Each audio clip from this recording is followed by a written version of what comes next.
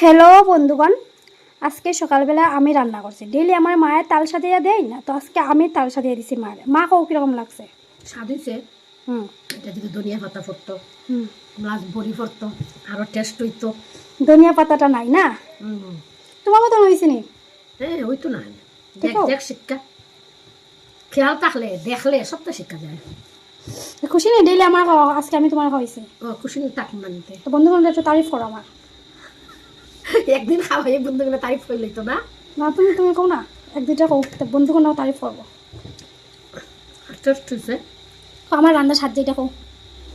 তোর রান্না তো স্বাদ হয়, কিন্তু তুই রাঁধতে চাস না। হ্যাঁ, বাস দেখছেন না বন্ধুগণ, আমার রান্নার স্বাদ, কিন্তু আমার রাঁধতে ভালো লাগে না বেশি একটা। কিন্তু যে সময় রান্না করি স্বাদ করিয়া রান্না করি। এটা কোনো কথা না। বড় হইছ মেয়েরা হাস করতেই লাগে, আর মায়ে খাবো এমন এক কথা না। তুমি কিতা কইতে পারি না বন্ধুগণরে, আমি কাজ করি না।